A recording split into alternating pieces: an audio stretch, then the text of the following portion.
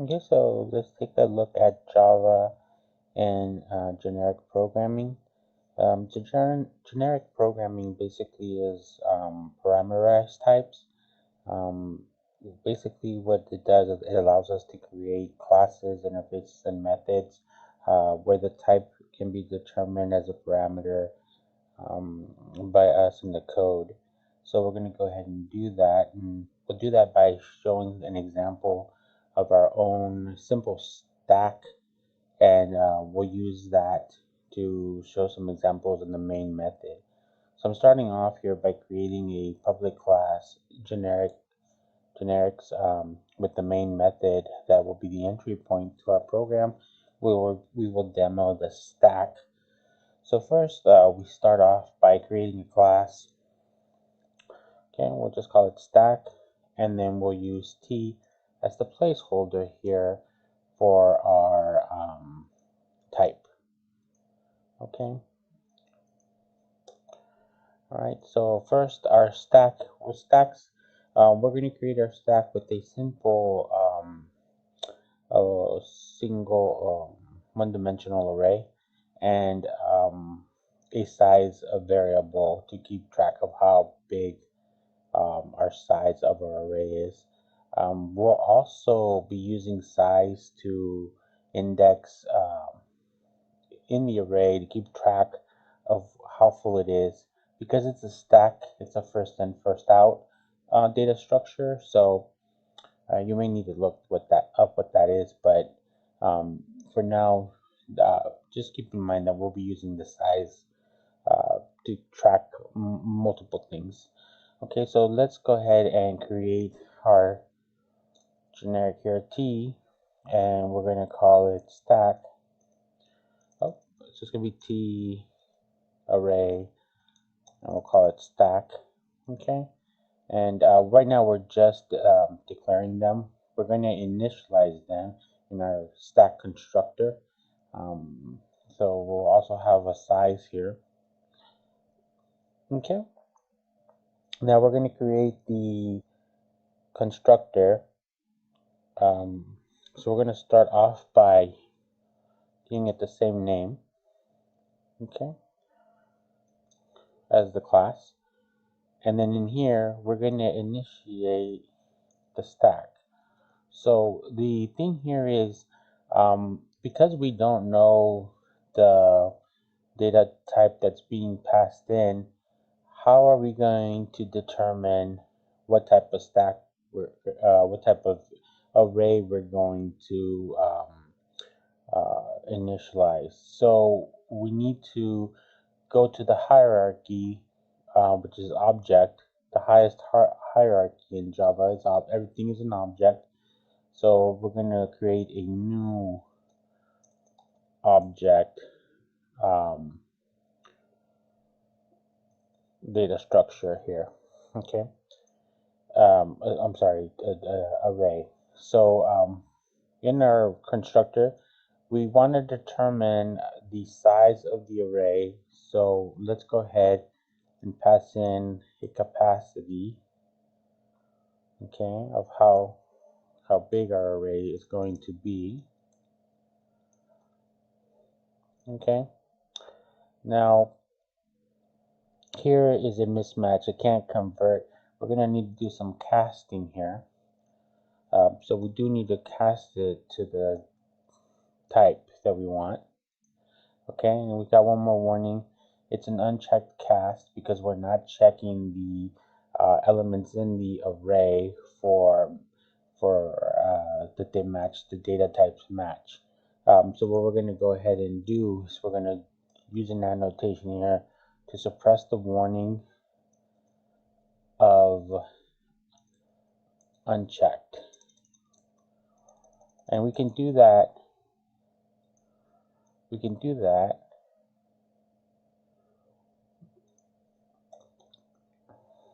and it's got to be a string here. We can do that because it's an empty array. We don't have to. We don't have to safely check it. It's empty, so we know it's safe to just cast it. Okay, and one more thing that we need to do here is we need to also initialize the zero size to 0.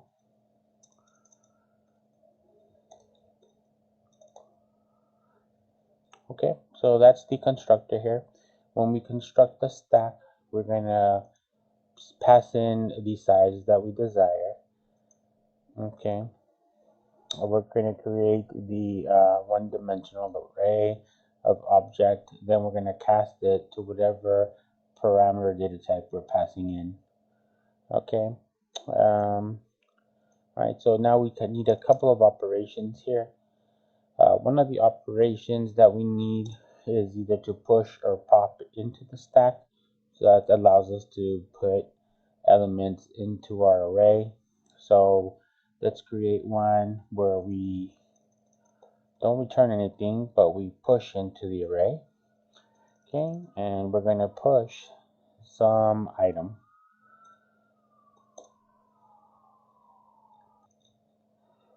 Okay, and so we'll take a stack.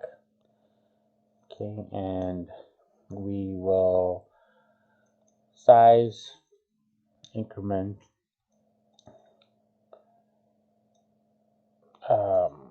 and then we will push the item in. Okay, so here what's happening here is we're going to push into the current empty or null part of the array because we're using size. Again, we're using size to track where we are in the array, how full it is. So then we'll push in the object there because there's space for it, or the item there because there's space for it, and then we'll increment it by 1, moving on until it reaches the capacity. We won't be checking to make sure that there isn't any spillover, that the array is too full, because we're going to keep this stack data structure pretty simple. So we're not checking for things like that. Next, one of the basic operations is we'll return the data type because we're going to pop. Okay, so this will remove, we're going to return with the top of the stack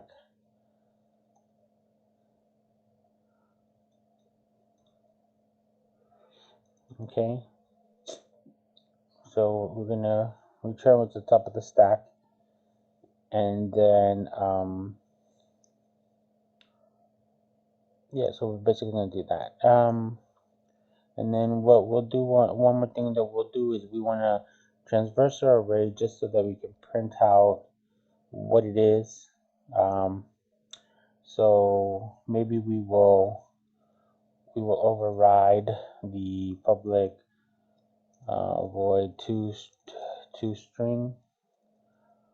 Actually, I think it returns a string to string. Yeah, to string method here, and we'll return. We'll call up an arrays dot to string. We'll pass in the stack, and then it automatically helped us to import from the arrays. Okay, so that will print the all the elements in the array for us. Okay, I think we have our class stack built, generic type. So let's go ahead and show some examples of how to use that. Our first example, we're going to go ahead and use a string type. So let's go ahead and create stack string. We'll call it stack. Let's call it S1 for now. Okay, so new stack, and we'll start it off at 5. Okay, it's not being used. Okay, that's fine. It's not being checked. That's also fine because it's empty. Okay, so now let's check out our operations to make sure it works.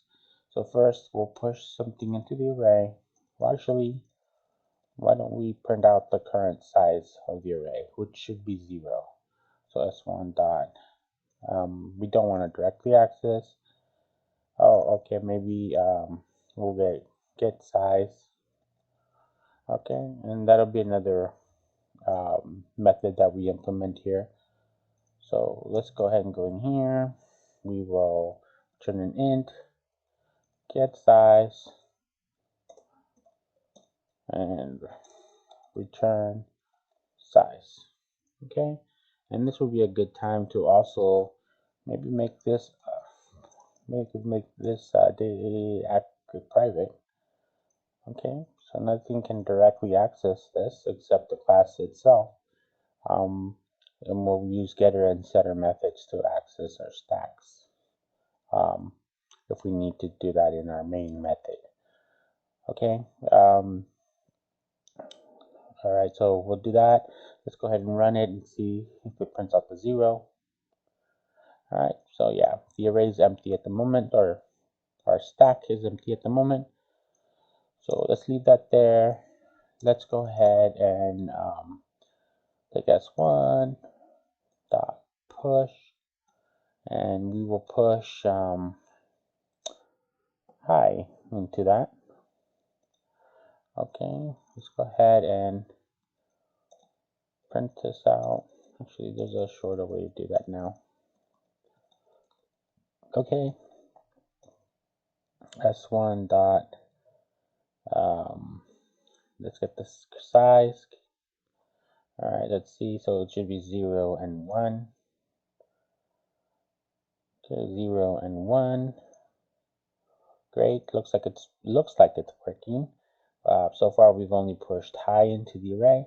So let's go ahead and call system out again, and this time we will take s1 dot, and we'll use these two string to print out the array. All right.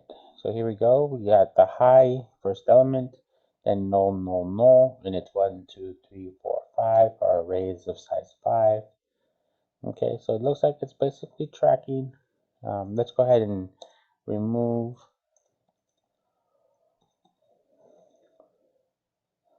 s1 dot pop. All right, and then let's ask current size is,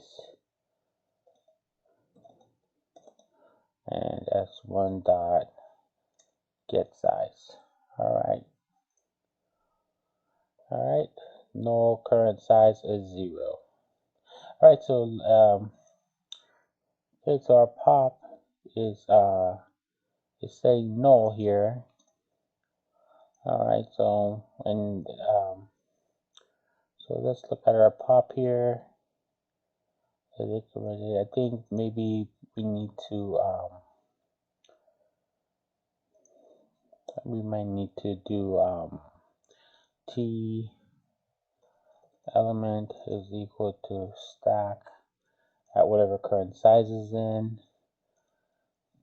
10 size minus minus. All right, return the element. All right, let's see here. Let's take a look. Oh, it's still no. Huh, interesting. Okay, so let's do some debugging. Okay, so let's see what our array currently looks like. So s1 dot toString. Go ahead and print that. Oh, we still have the high in there. All right, so somewhere it's not, our pop is not actually popping. So it's not popping because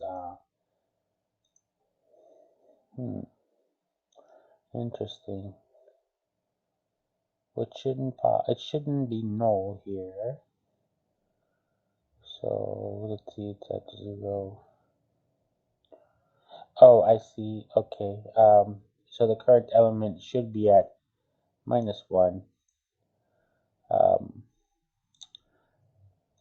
And then you decrement and send. Okay, that should correct it. Okay, so go ahead and run. Okay, so yeah, here we go. It returned the high, but it didn't null it, so it didn't actually remove it from its position. So let's go ahead and do that. So stack at size minus 1 is going to be equal to null.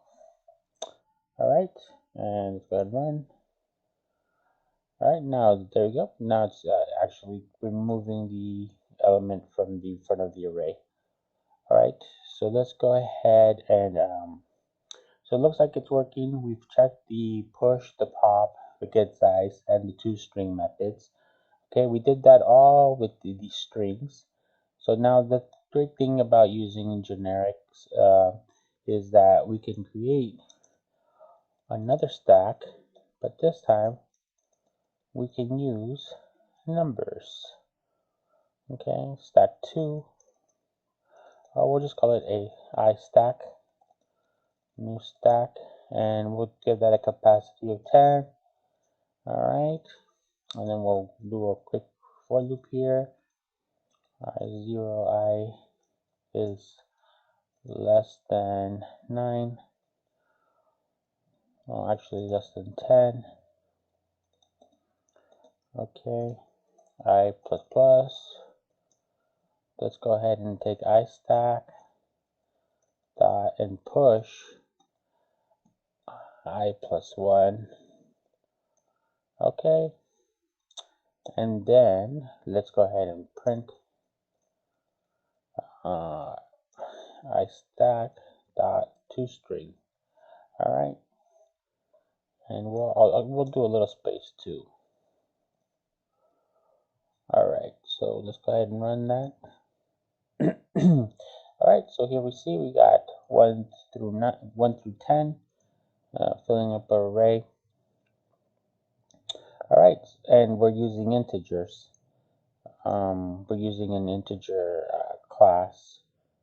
All right, so there it is, line 45. All right, but they're still using the same class, but we're using different data types. Okay, we're using we're using the integer object, and we're using string objects.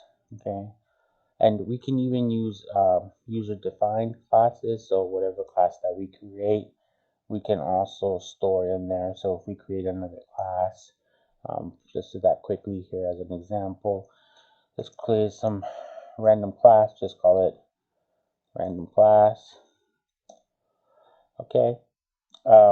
You know, we could easily just create another stack of random class stack. All right, so you can see here we could just go ahead and pass in whatever classes we define into the stack.